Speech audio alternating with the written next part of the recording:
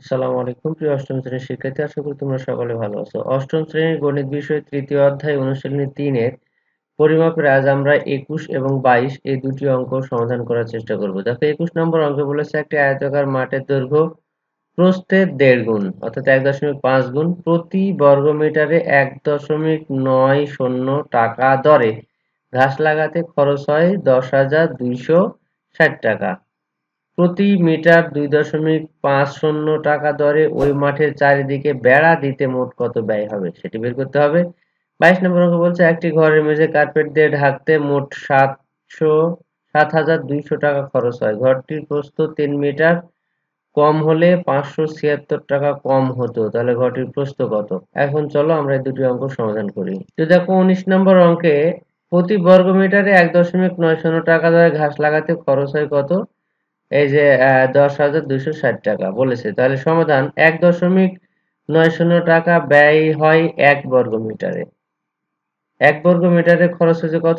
1.90 টাকা, তাহলে 1 টাকা খরচ হবে কত বর্গ মিটারে? 1/, এটা হবে। এবং 10,260 টাকা খরচ হয়, এটা যদি আমরা ভাগ করি তাহলে পাবো 5,400 বর্গমিটার।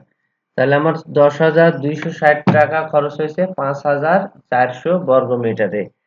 আয়তকার ক্ষেত্রের ক্ষেত্রফল 54 কত? 5,400 বর্গমিটার। 54 হবে না, এখানে একটা শূন্য বেশি পড়ে গেছে। এটা হবে 5,400 বর্গমিটার। আবার ধরি ক্ষেত্রটির প্রস্থ যদি ক মিটার হয়, তাহলে দৈর্ঘ্য কত হবে? দৈর্ঘ্য 1.5 গুণ, এই যে দৈর্ঘ্য 1.5 গুণ, তাহলে 1.5 ক মিটার দৈর্ঘ্য। প্রশ্ন মতে আমরা জানি দৈর্ঘ্য গুণ প্রস্থ সমান সমান এর কি? ক্ষেত্রফল। ক্ষেত্রফলের সূত্র যা, এদের ক্ষেত্রফল দেওয়া আছে এখানে, বের করলাম আমরা। তাহলে 1.5 ক এর সাথে ক গুণ করলে ক স্কয়ার সমান 5,400। তাহলে বাম পাশে যদি ক স্কয়ার থাকে, ডান পাশে 1/1.5 গেলে এটা হচ্ছে ভাগ হয়ে যাবে, ভাগ করলে আমরা পাবো 3600।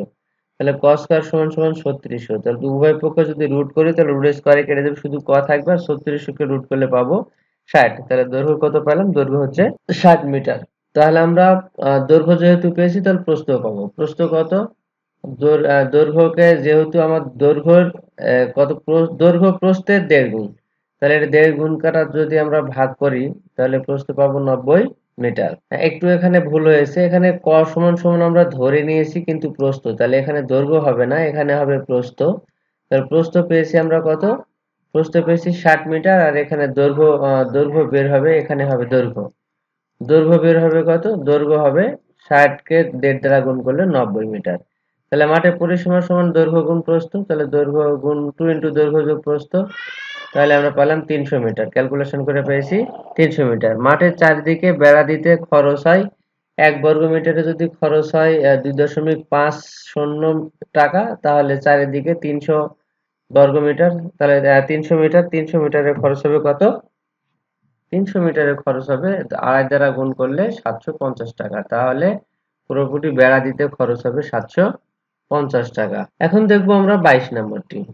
22 নম্বর বলছে একটি ঘরের মেঝে কার্পেট দিয়ে মোড়াতে বা ঢাকতে খরচ হয় কত টাকা? 7,200 টাকা। ঘরটির প্রস্থ দেওয়া আছে 3 মিটার, যদি কম হয় ঘরের প্রস্থ, তাহলে তার খরচ হবে কত? 576 টাকা কম খরচ হবে। তাহলে ঘরটির প্রস্থ কত নির্ণয় করতে হবে। ঘরটির প্রস্থ যদি 3 মিটার কম হয় তাহলে খরচ কম হবে কত? 576 টাকা। তাহলে 3 মিটারে খরচ হয় কত? 576 টাকা। 1 মিটারে খরচ হয় 192 টাকা। তাহলে 192 টাকা খরচ হয় যখন প্রস্থ 1 মিটার। 1 টাকা খরচ হয় যখন প্রস্থ তখন 1/192, 7,200 টাকা খরচ হয় তখন প্রস্থ কত হবে? 7,200 ভাগ 192 ভাগ করলে পাবো 37.5 মিটার। তাহলে ঘরটির প্রস্থ হচ্ছে 37.5 মিটার। খুব সহজে এটি কিন্তু আমরা সমাধান করতে পারলাম। তো প্রিয় শিক্ষার্থী, আশা করি তোমরা 21 এবং 22 এই নম্বর এই দুটি অঙ্ক সমাধান খুব ভালোভাবে বুঝতে পেরেছো। আজ এ পর্যন্ত। সামনের টিউটোরিয়ালে আমরা 23 নাম্বার থেকে করার চেষ্টা করব। সে পর্যন্ত সকলে সুস্থ থাকো। আল্লাহ হাফেজ।